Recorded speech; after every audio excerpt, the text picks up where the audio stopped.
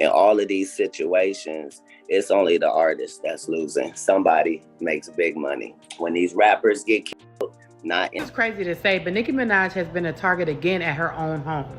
The news just broke out about this man that decided to trespass onto her property. So when the rappers say these that you've been doing these things to them, they're crazy and they're this and they're that. Because what Nicki Minaj is alluding to with Roc Nation, I have seen disturbing patterns and trends as well.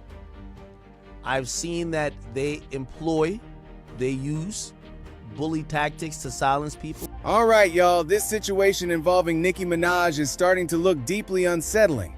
And part of why it is not getting much mainstream attention, at least according to her supporters, is because Nicki has been pushed to the edges of the industry ever since she started speaking more openly about politics and power.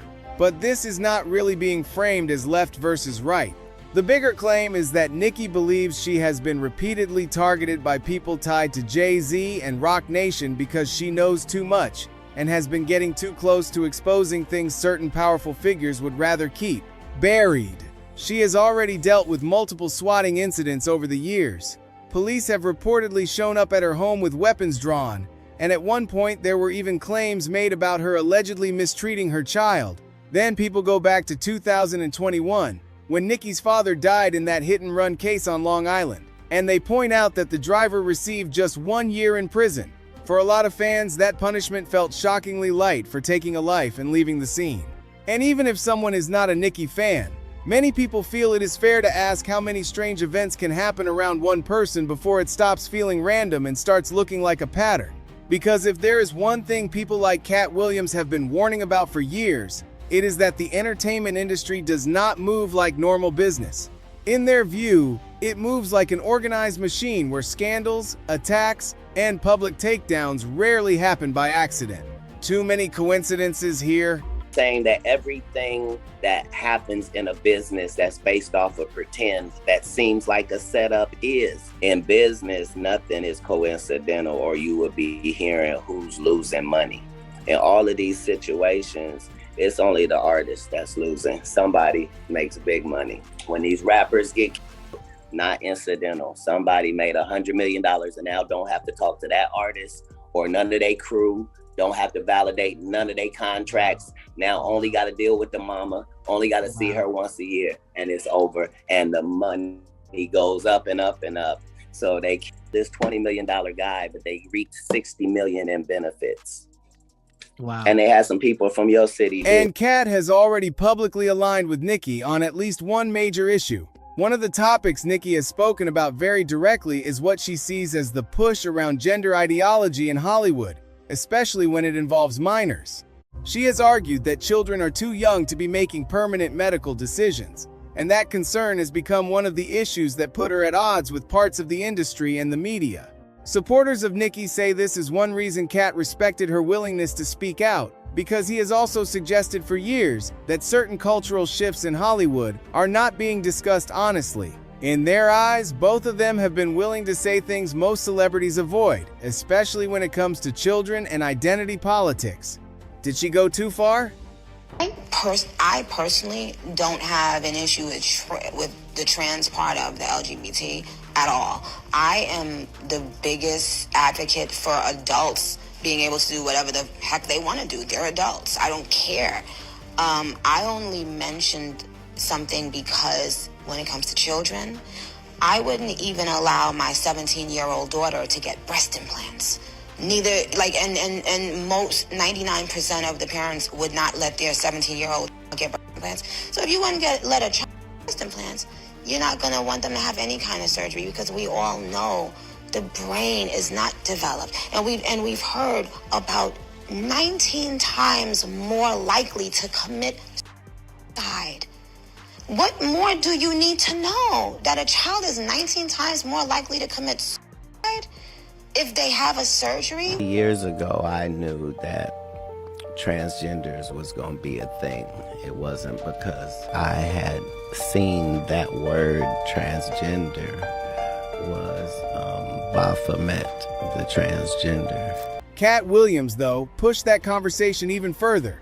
He has suggested that what people are seeing in Hollywood is not just a social trend or a coincidence, but something much darker tied to power, pressure, and industry rituals. That is his interpretation, and it is part of why some people connect his warnings to what Nicki has been saying. Like Nicki, Katt has also spent years claiming he was targeted whenever he got too vocal. He has been arrested multiple times under strange circumstances, publicly embarrassed, and repeatedly painted as unstable.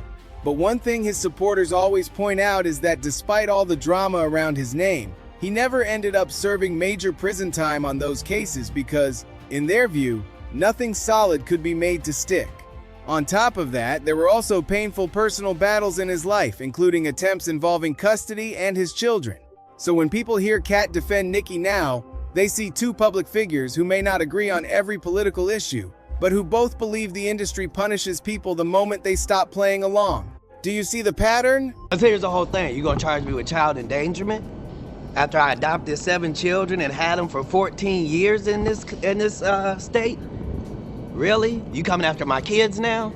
Cause it was already a witch hunt. Now you want my babies? And that brings us to the latest incident involving Nicki, which is part of why Katt's supporters say this was not some random event. On April 1st, a man named Leland Adams was arrested at Nicki Minaj's Calabasas home after security footage reportedly showed him wandering around her property. He was not just near the front gate or walking past on the sidewalk. He was allegedly inside the property itself, moving around the yard. Security told him to leave, but he reportedly refused, so they detained him until sheriff's deputies arrived. What made the timing stand out even more to fans was that this happened on the same day Nicki was expected to release her new album, and it got stranger from there. The Los Angeles County Sheriff's Department said this was not even Adams' first incident in the Calabasas area. He had reportedly been arrested just 5 days earlier, was released, and then soon after turns up again on Nicki's property. For a lot of people, that immediately raised the question of how someone with a recent arrest in the area could allegedly get that close again. And this is why Nicki's supporters say the break-in cannot be looked at by itself. They connect it to a longer string of incidents involving her home.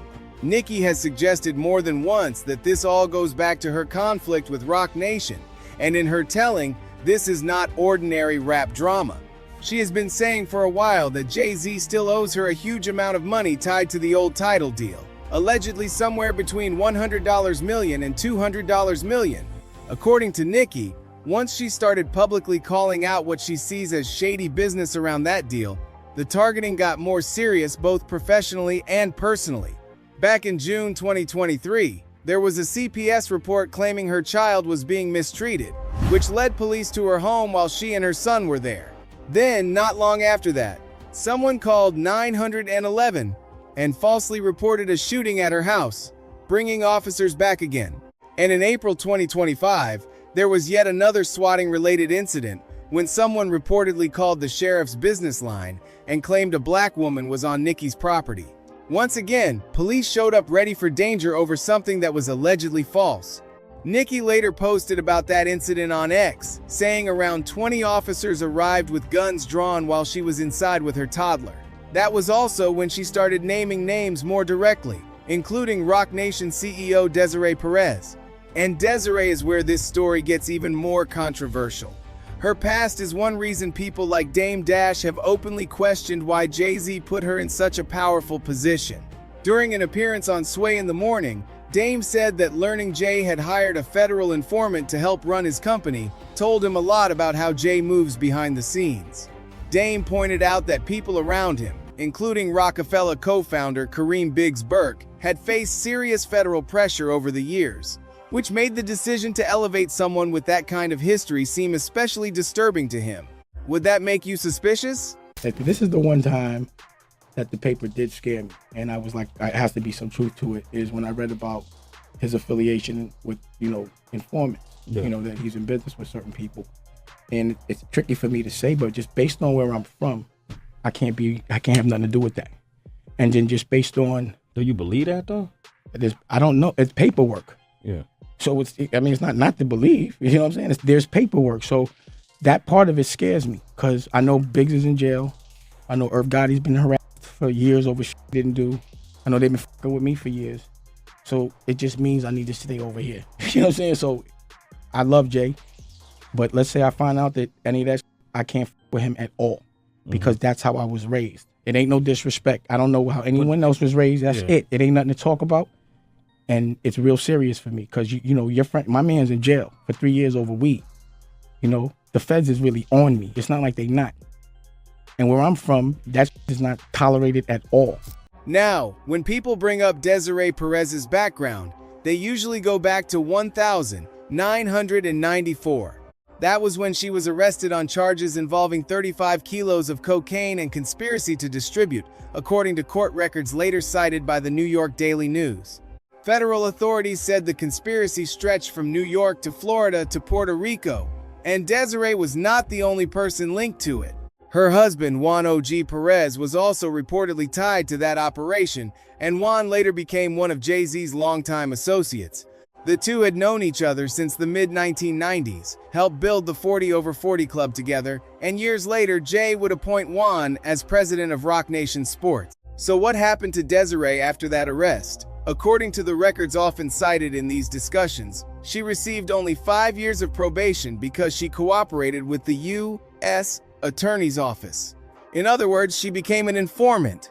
Reports say she even wore a wire to help federal authorities build cases against other people involved, and at one point the government allegedly referred to her as a star witness or star mole. Then, years later in 2021, she received a full pardon from Donald Trump. Nicki has pointed to that history to argue that people are selective in what they condemn. Her argument has basically been that critics attack her for political associations while staying quiet when major figures tied to Jay-Z have their own connections to Trump or federal cooperation. In July 2025, Nicki posted on X questioning the double standard directly. She mocked people who called Jay-Z a black savior while ignoring that his CEO had been pardoned by Trump. She also questioned whether Jay-Z's politics are ever really about principle or just about whatever benefits him and the people around him at the moment. But she did not stop at political hypocrisy. Nicki went further and explicitly accused Desiree Perez and Roc Nation of being behind the swatting incidents at her home. According to Nicki, people inside that circle want to intimidate her, discredit her, and make her seem unstable so no one takes her financial claims seriously. And that is where the comparison to Katt Williams keeps coming back. Both of them have spoken about corruption in the industry. Both have been framed by critics as crazy, erratic, or unreliable. Both have dealt with law enforcement showing up around them in troubling ways. So the question people are left with is whether all of that is just a bizarre series of coincidences, or whether it says something darker about what happens when entertainers challenge powerful people. Nicki clearly believes there is a coordinated effort to silence her. Katt's supporters believe he has been warning about this kind of thing for years. And whether someone buys all of it or not, it's easy to see why the story keeps pulling people in. Is Nicki being targeted?